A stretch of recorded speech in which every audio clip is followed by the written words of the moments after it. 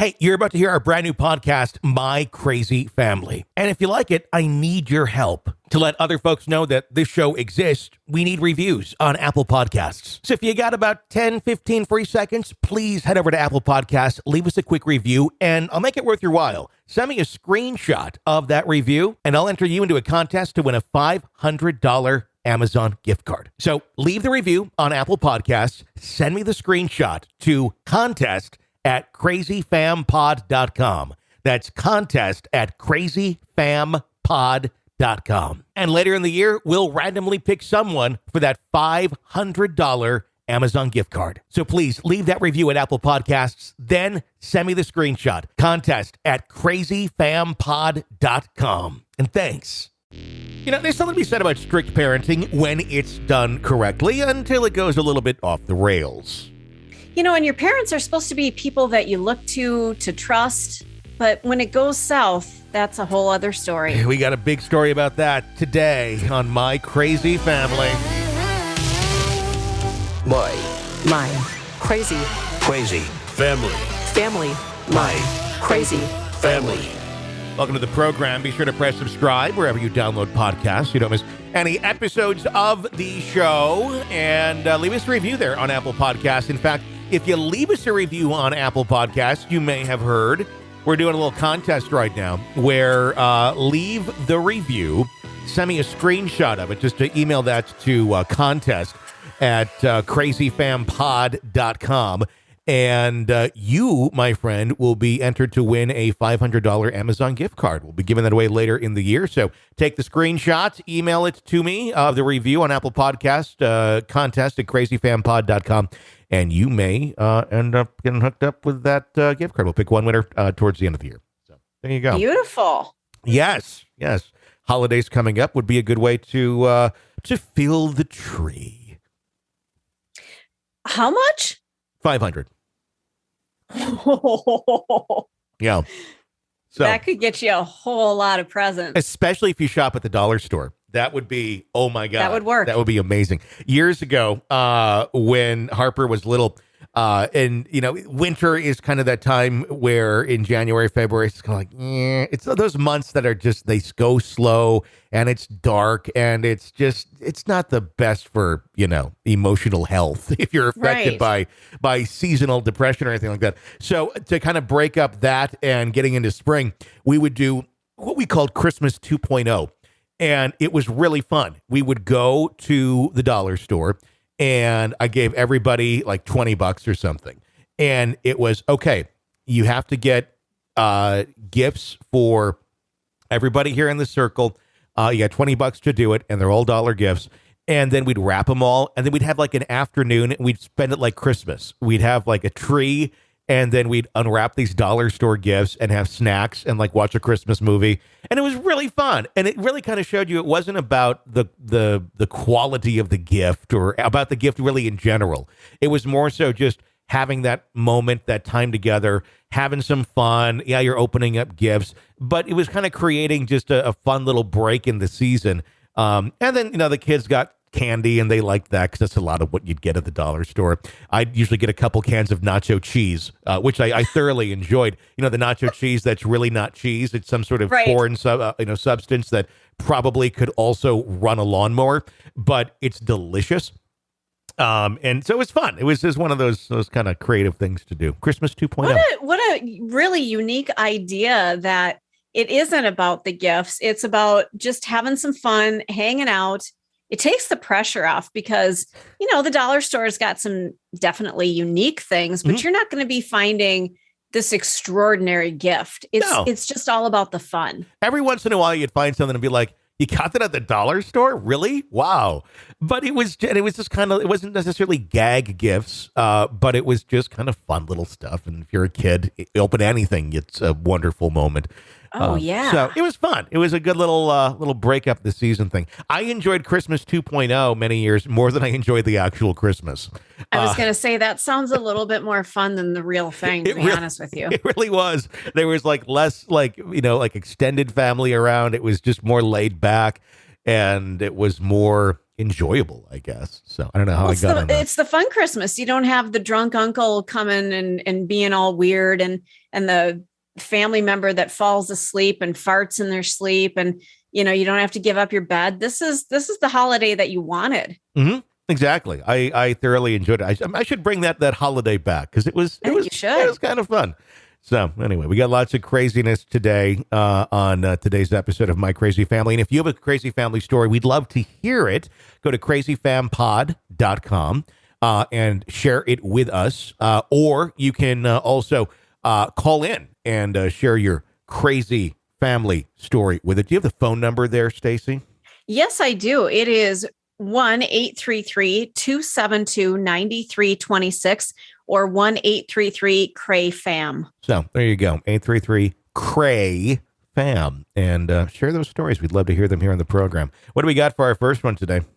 Well, I want to preface this by saying if sexual abuse triggers you in any way, feel free to fast forward a little bit. Mm-hmm. We still have some great stories coming up, but this could be a little bit triggering. It doesn't sound like this person is horribly affected by this, but we never know who is in our audience that might be triggered by something like this. So I just wanted to put that out there. Like they're using humor to deal with it. It seems like it. Yeah. Okay. It seems like either maybe they haven't dove into the issue very much, or this is what happened to me and I'm moving on with my life. Sure. Okay. So it goes like this. I'm adopted. It's not a secret. And my father, he and my mom adopted me at birth. My father sexually abused me from the age of 4. I'm guessing this is some of my earliest memories until I was about 11. It only stopped because I told a friend on the playground one day at school, and she told her parents, who called the cops. He confessed, and the judge gave him a very strange sentence. It was however many years. I honestly don't know the number, and I've never looked it up. But within the first 180 days, I think, the judge could say he was able to get out of prison and go on to probation with time served. This happened on the last day it could, and I remember my mom being very happy and excited about it. He was on probation for several years, meaning he rented a camper nearby, but he would come home for dinner every night. So in my eyes, nothing really changed.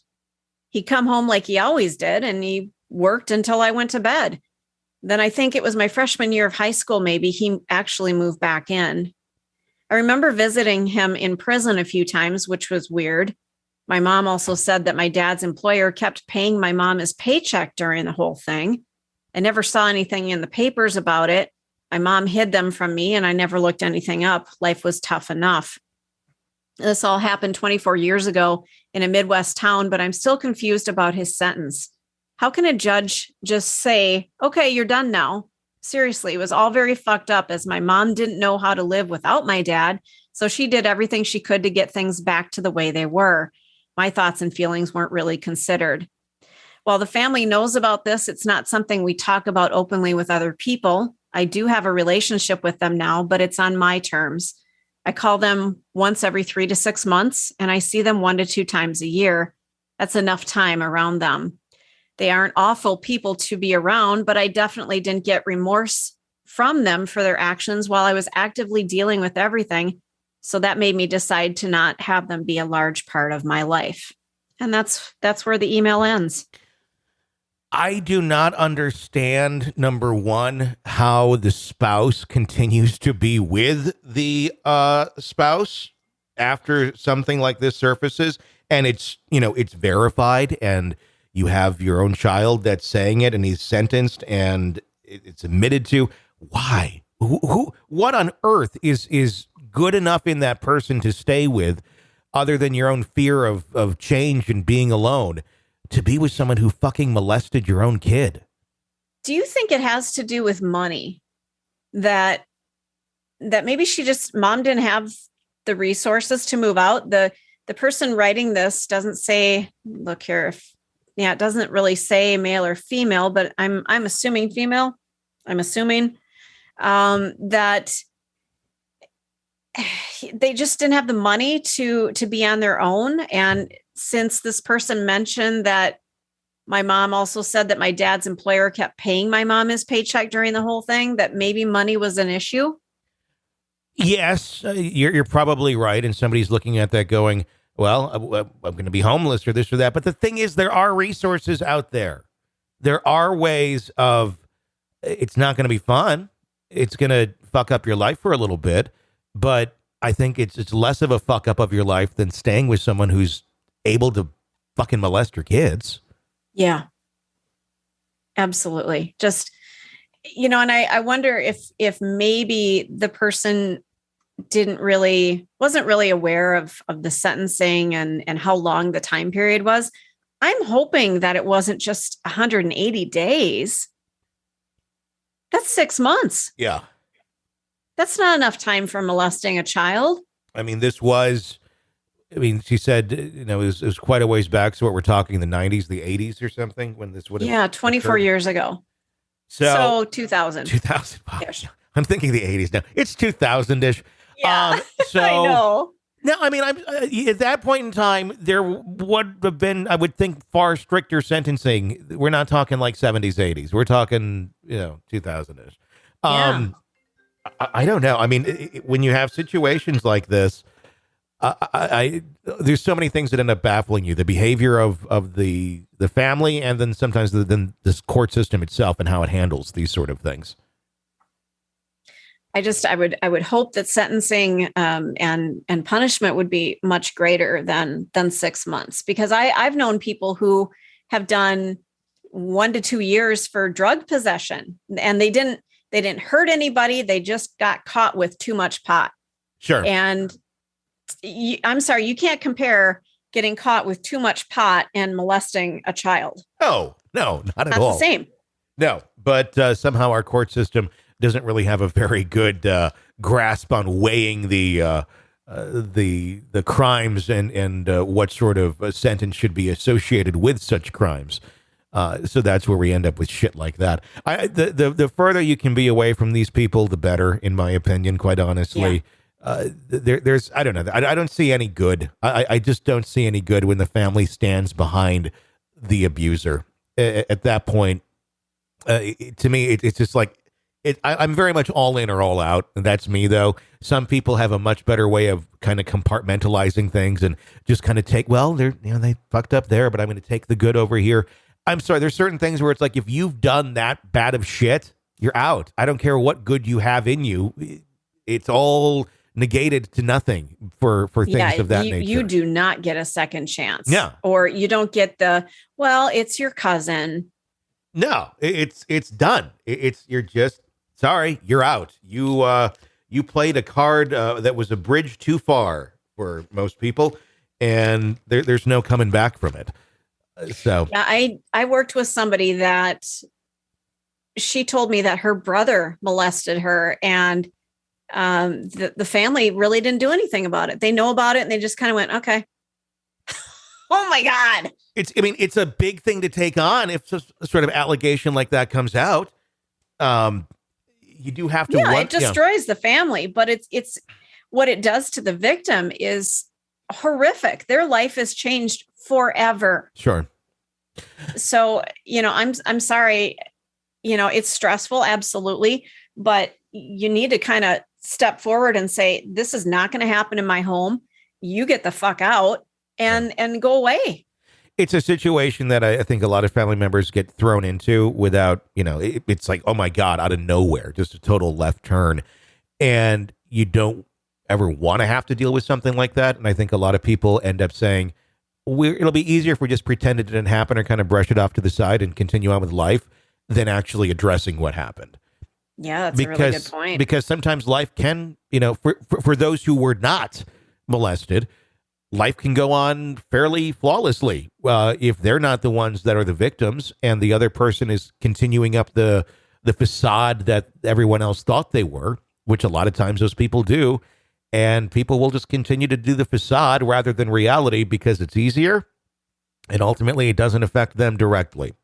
Meanwhile, the victim's over here and trying to put together life and figure it out. And they can't continue the facade.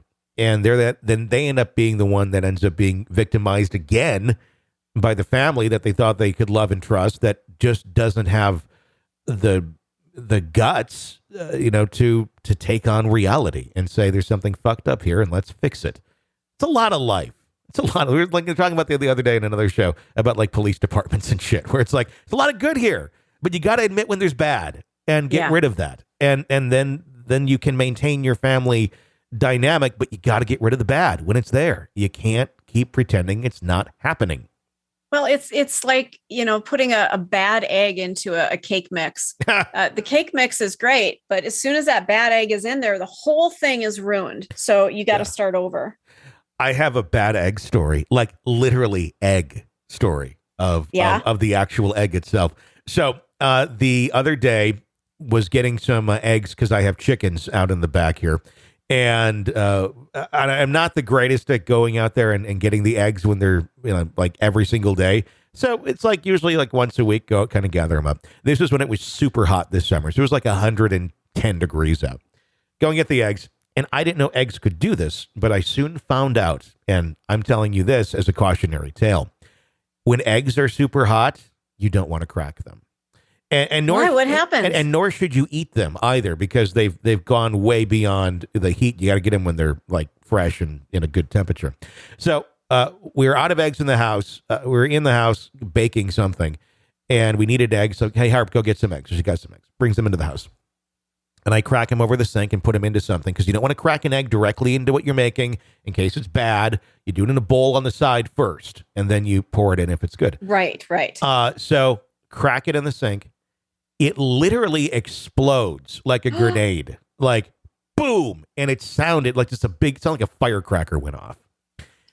And black egg goes everywhere.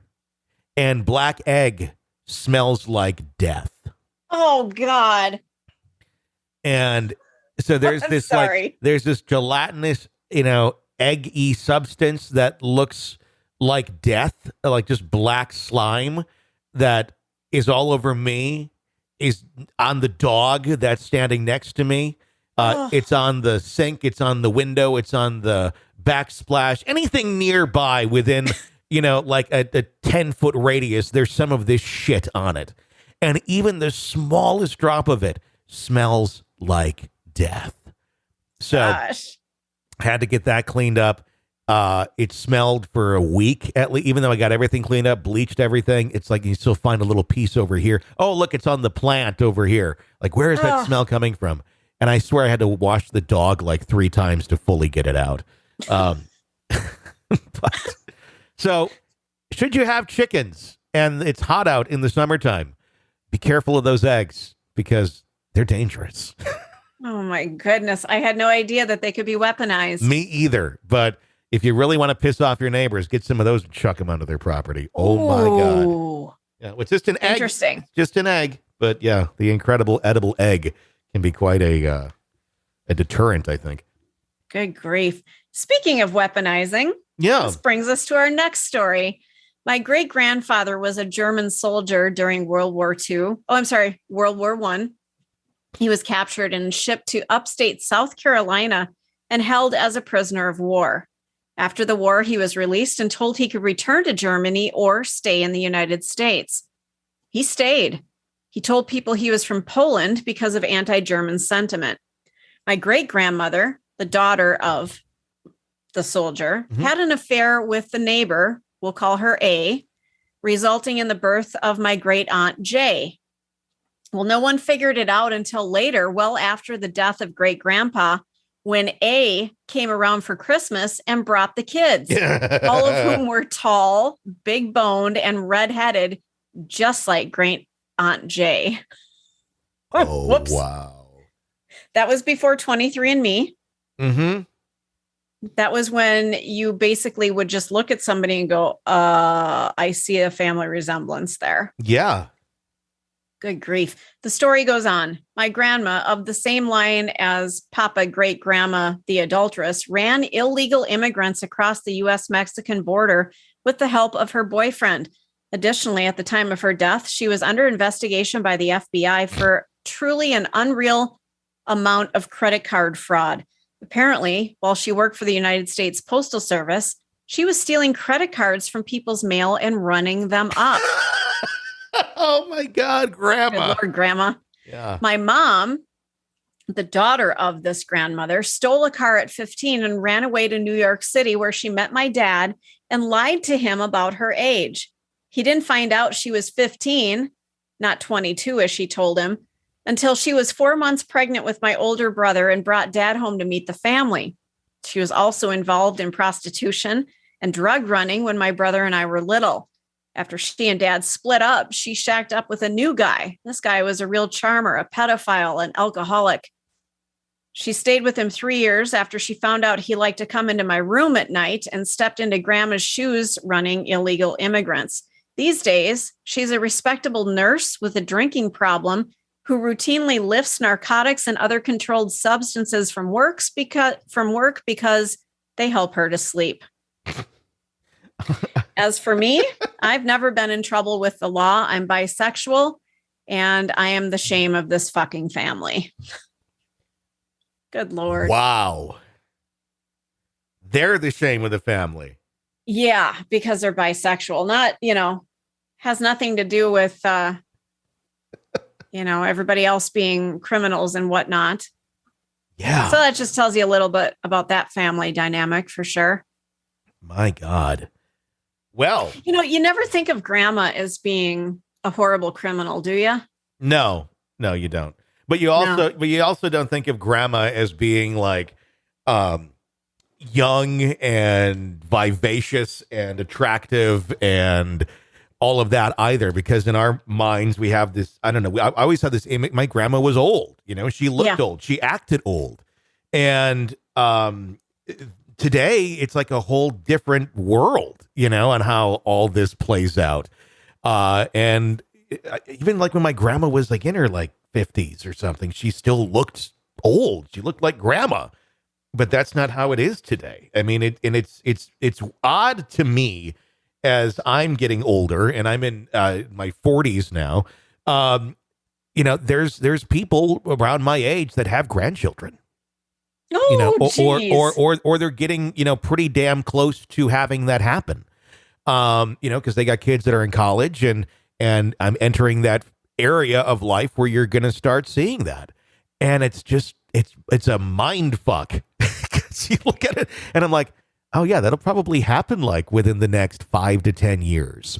Not with my daughter, but my girlfriend has an older daughter that's going to be graduating here in just a few years. And 5 to 10 years down the road, the likelihood is there that someone's probably going to have a kid at some point, hopefully closer to the 10 mark.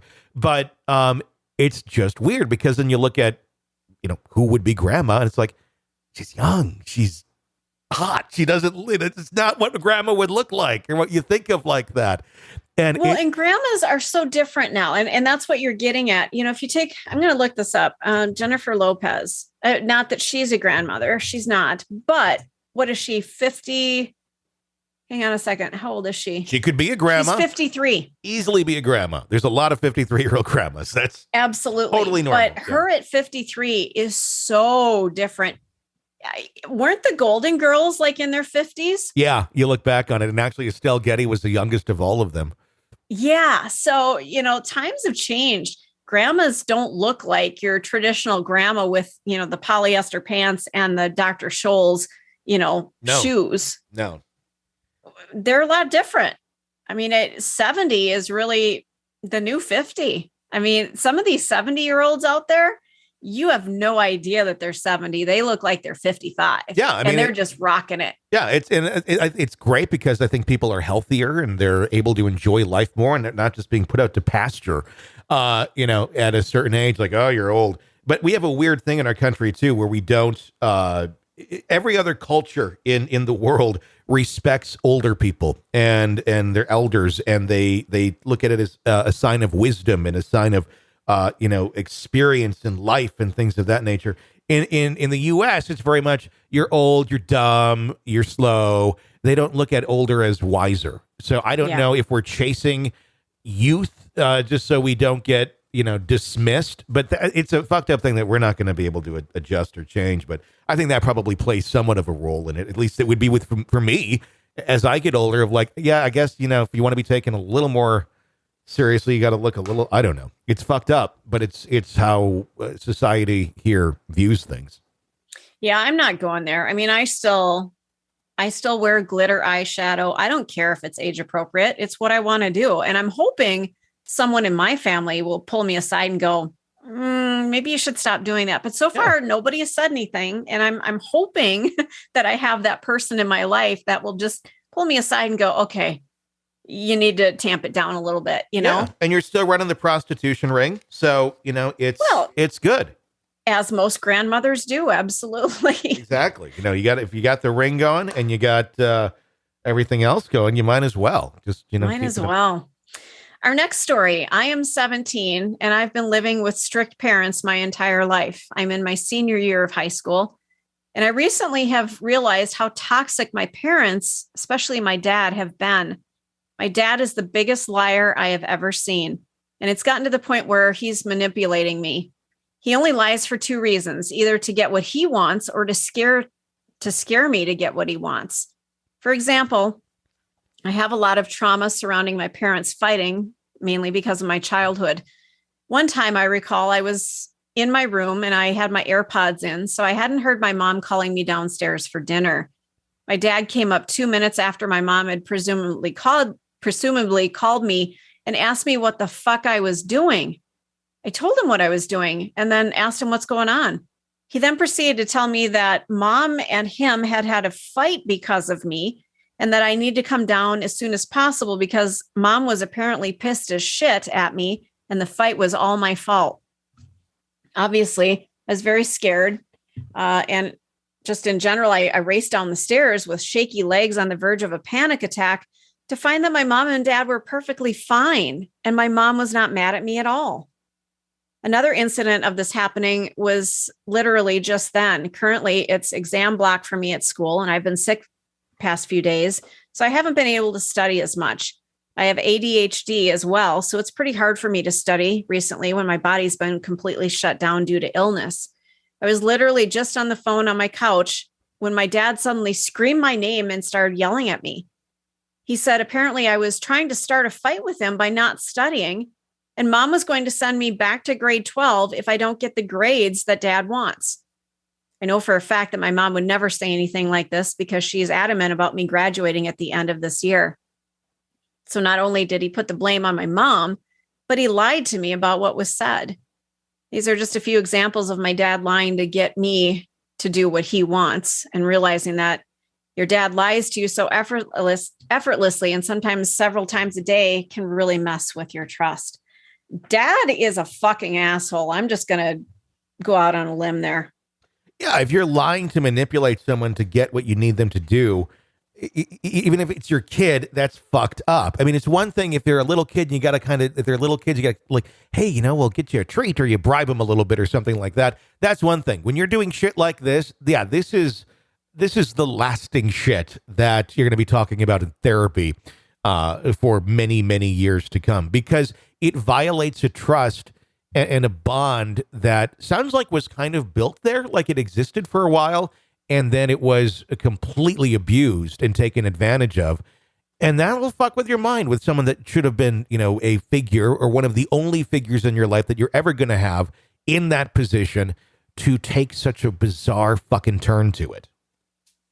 The other thing that really got my attention here, my dad was completely messed up, and I keep saying someday I'll share some things. I'm going to sit down and actually write out an email that like somebody would send in to us. Mm-hmm. My dad was a horrible narcissist. He was manipulative. He was a liar, but he loved to get that fight or flight response from people. He loved it. And to me, this email sounds exactly like that. This dad just loves to watch this kid jump. Yeah. It's a control thing. Yeah. Oh, absolute control. That maybe you don't have control anywhere else in your life. So you can control your kids for now. And my dad was very similar to that. It wasn't until one of my brothers actually, I believe he punched him. I'm trying to remember. some of it I blocked out, but I remember an actual physical fight where one of my brothers just wound up and smacked my dad right in the face. And that was the end of dad thinking that he could trigger the kids. Yeah. And it was the end of the Control series. And it just, I think not that you need to go violent. I don't ever advocate for that. But I think at some point, standing up for yourself is going to be really important, and getting yourself some control back, because right now it sounds like there is no control other than dad. Sometimes it's the only thing that people like this understand, and it's the only way that you can communicate with them. And I'm never advocating for violence. I've never punched or hit anybody in my life, but I give it credit to your brother for doing that. Because they're very narrow-minded people when they're acting like this. They very much operate on fight or flight. And fight can mean a lot of things. It can mean manipulation. It can mean, coercing someone to do this or that, or just making their lives hell and manipulating them 50 different ways. Or they just disappear and they run away when they realize that they can't manipulate people anymore. Yeah. And if someone, and you can reason, you can talk, you can try and do everything peaceful to get that narcissist to see the error in their ways and how you do love them and you want to have them in your life, but they will never see it. And all that talking and all that pouring out your heart and thinking about it and praying about it and this or that, it will never fucking work. And sometimes, and a narcissist like this, somebody who likes to manipulate others and create fear in other human beings, the amount of therapy that they would need to go through to correct their behavior, to acknowledge their behavior, most people don't end up doing it. So I think the 17-year-old, and we're not therapists, we're just sitting here reading these. Yeah. But this 17-year-old needs to graduate high school and figure out the rest of their life and start living it, whether it's to go to college, to get a good job, to go to a trade school. But you need to step up and get on with your life and leave these people behind you. And that's going to be the most therapeutic thing you can do. And it sounds impossible, but if the more you can distance yourself from this horrible trauma that you are just repeatedly going through, the better you are going to be and the better you are going to feel, and you're going to sleep better. You're going to be able to reclaim your personhood. Yeah. Because here's the path that it goes with narcissists like this. There's one of two ways they can go. You can stay there and you can try and think, oh, things are getting better. They're acting a little bit better. And maybe they will for a little bit. But once they realize that their game and their playbook and they can't win over you anymore and they can't control you anymore, all those months or years, sometimes even just days of thinking that you have this sort of trust and this relationship is getting better is all for shit. Because what happens with that person is they will then run away. They will disappear. They will not be part of your life because they don't want you in their life if they can't control it and they can't do what they've always done. So what will happen is you'll think it's getting better. They'll run away. Or you can make the choice yourself and say, fuck it. I'm not going to let you do this anymore to me. And just get the fuck out of there and have your boundaries and you be in control. And you may be surprised to find that they're not so interested in really having anything to do with you anymore because that's how they fucking operate. Yeah. It's like they all go to they all go to the same fucking summer camp or something. And when they're young and they learn how to do this to people, it's what it seems like because they all operate from the same fucking playbook. And they're all utterly, seemingly oblivious to their actions as they execute them, while the rest of the world sees it and goes, what the fuck is wrong with you? Isn't it? I can't believe that there's people out there that would intentionally harm their children. And, in our other podcasts, we talk about this all the time. And I come from a background where my father was mentally abusive to me. He was physically and mentally abusive to my brothers. So it's not that unusual. But I'm still in awe that this fucking happens out there. It just shocks me. I feel so protective of my animals. I chose not to have kids because of my father. And the cycle of abuse that I saw in my family with my aunts and uncles and other family members, I decided I was not having kids because I wanted it to stop. And it stopped with me. But I have animals and I am so protective of them. I don't want anybody to harm them. I would never harm them. And if I ever step on my cat's tail or something, I will spend the next 20 minutes apologizing to the cat. The cat's already forgotten about it, but I'm traumatized that I would inflict any harm on a creature that I love. So for me to see this and hear this, just, I can't believe that you could do that. And it's without regard. And they're missing something. That's the only way I can wrap my mind around it, because I deal with this in my world. Not that I'm this person by any means, but there's someone that is in my circle that acts like this, and it drives me fucking nuts. But I cannot I can't fathom how they reason their thoughts out and justify them, other than going, they're missing something. Something is not clicking here, and they're not perceiving what the consequences to their actions are going to be. And if they are, that makes them far more scarier. I just have to say, for my own peace of mind, like they're not aware of what they're doing. They're not. It's not an excuse, but it kind of helps you understand there's something that's not clicking there. For the rest of us, we'd be like, there's no way in hell I could do this or that. I would hope not, because that's absolutely sadistic. If you know what you're doing is horrifically wrong and you continue to do it, that's a whole other level. That's a different podcast. I mean, it's I don't know if it's like comes down to like some sort of weird survival instinct, and it's you need to control this or that, and there's no bounds to who you're trying to control. It doesn't matter if it's your kid or your spouse or anybody. It's just it's all about it's what narcissism is. It's about them, and that's 100% how they operate. And there's no really breaking that. There's not a lot of recovering narcissists out there. We all have narcissistic tendencies, but when you actually have the full blown fucking disorder, there ain't a lot in that group saying I'm recovering from this, because they'll never get there. Yeah, 100%. I mean, that's the 17-year-old needs to start life and get some counseling and therapy, whatever form you take it in, I think is going to be the most important feature of your adulthood, is to figure out how to deal with what happened to you and how to not let it happen to you in future relationships as well. Because people like this tend to get toward people who act this way because it's comfortable to them. Yeah. So they may end up with a spouse that is also abusive and manipulative. And so the most important thing you can do is figure out how to recognize it in other people and how to fight those people and fend for yourself. When all you know is crazy, and I know people don't like that word, like, oh, crazy's offensive now. Fuck it. I'm calling it crazy. And there's diagnosable terms where there's 500 of them. When you grow up around crazy and all you know is crazy's comfortable. It's very comfortable. Absolutely. And crazy will end up being a lifestyle unless you go, I can find comfort somewhere else. But you got to make that choice and get out of that and have that realization. But I think some people are so indoctrinated into crazy at a young age that they don't know. They don't know and anything different does feel like a threat. It feels bizarre because it's not in their wheelhouse.